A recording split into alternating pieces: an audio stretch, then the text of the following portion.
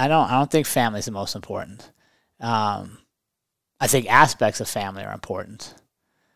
But for me, as I've aged and through my life, I like to move. I like to branch out. I'm honestly closer to you and to many of what people say are friends than I am biological family. Yeah. Which I think is a whole nother topic, or at least something to think about. Does family have to be biological? And that's where I would say no. Your family are the people you can count on the most, that are always there for you. They're pushing you to believe in yourself, pushing you to become better, not trying to pull you back. And I don't think biology is necessary to be considered family. Yeah, so it really depends on the definition of family that we're using, right? If we're just talking about the traditional definition of somebody that's blood related, yeah, of course, they might not have the definition that you just said of being someone that really supports you and being the best version of yourself, that's going to be there for you during hard times. So what can be more important than family? For me, I think all your relationships.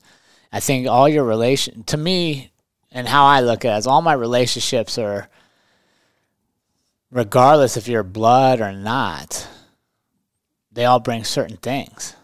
And to me, what's more important is relationships that are uplifting and challenging. And, like this last week when nothing went right, I happened to have my wife's family there with me. So that's family. And we pitched in and we worked and we learned some lessons, and it wasn't always enjoyable or fun, but it was there. And I think that, to me, that's the big thing, is whoever you consider family should be there to celebrate you on your great days and to pick you up on the days that aren't so good. And I think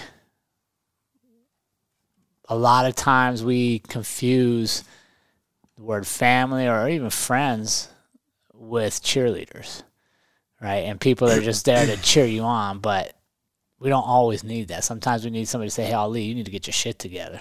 Like, I haven't seen you in 3 days. What's going on? Right? We need that check. Like you and I were talking about off air, checking in with each other. And I think if you limit it to only your blood family, you're missing out on potentially some great relationships outside of that. Because think about, like, your family is just a lottery. Like, who you're born into is just random. But who you allow into your circle, who you allow to influence you, who you learn from, who you study with, who you give back to, those are your choices. Right. And that should be, to me, that's when I think of family now, I don't think of my mom, dad, brother, and sister. Like, obviously, they're family. But my family is so much more now, right? Like, it includes you and many people from the gym and all the police officers, all the other people that I've been able to impact and learn from and grow with throughout my life. That's family. Yeah. And to me, when I think of family in that terms, it brings great satisfaction and happiness and, like, man, look, we built something. Versus trying to stay isolated to, okay, biologically, this is my family. Well, I didn't pick that. They didn't pick me. Like, it's bigger than that to me. Yeah.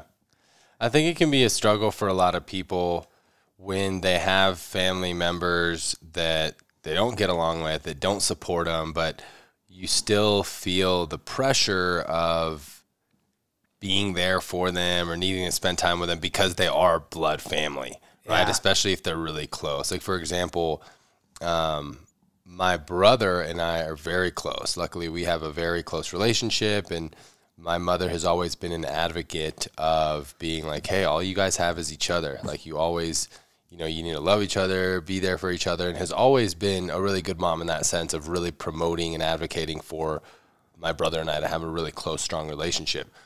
However, sometimes my mother and I disagree and have some small arguments because she doesn't have the type of relationship that she advocates for my brother and I with her siblings. Yeah. 2 of her siblings she doesn't really talk to.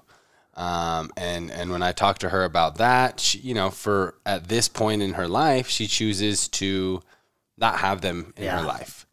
And it can be difficult, when a parent's telling you to do something, that they don't do, for you to challenge them or question them, like, hey, well, why don't you try and do this? So for people that may be in there, especially with immediate family, you know, a brother, a mom, because I think naturally, at least in the United States, you're not, most families aren't, you're not super close with like all your cousins and all your uncles and all your aunts. We're talking immediate family. What happens if you have a really unsupportive or negative, you know, dad, mom, brother, sister? What do you think is the best, most purposeful way to be in situations like that? Well, I think first, two things. Let's go back to your mom's example. Mm-hmm. I completely resonate with what your mom's doing for you and your brother. And I know it from your perspective, being in there, it's easy to say, well, that's kind of hypocritical. Mm-hmm. You tell us to do this, but you do that. Mm-hmm. But I've very much done the same thing. And here's why. I have experience in life now that, quite honestly, me and certain people in my family are never going to be close. We just don't enjoy the same things in life. We don't have the same goals. Like, yes, we are blood, but we are never, our paths are distinctly different. But because I've experienced that, like I've tried to be close and we drifted apart, and then I see the things, I don't feel like I'm missing out. I don't feel like they're missing me. I feel like we've just come to a resolution where our lives are just different. We'll see each other once or twice a year, maybe, and we're good with that. And we've agreed to it, right? It's just an agreement. That's what it is. But I tell my kids, like, I want you to be closer. I want you to depend on each other. Why do I say that? Because if I don't preface that and I don't share, like, hey, here's why I'm not close, but I want you to be closer. While they're gaining the experience to make decisions on will they stay close to their family or not, they need to make that for themselves. But if I don't preface that to try to make sure they're watching for that, and all they see me as distant, then it's easy for them just to say, okay, well, this is how I grew up. This is how it's supposed to be. And it doesn't have to be that way. It could be. You see what I'm saying? So I think what she's doing is kind of what I've done, is like, hey, I want you to be close. Now you'll get to a certain age in life where you'll decide, is this relationship worth, you know, do you want to do dinners every week? Do you want to live next door? Or do you see each other once a year? But you'll have had experience with each other as adults to make that choice. But if I don't share that, all you're seeing is, well, Dad, your whole life you were kind of out here by yourself and your family was over there. Does that make sense? Because you're gaining experience, so you really don't know the decision-making process. And I don't think people usually distance themselves from family because it's so great. Mm-hmm. I think you usually distance from, like you said, when it's a struggle and when it's not enjoyable and maybe they don't support you or it just isn't fulfilling.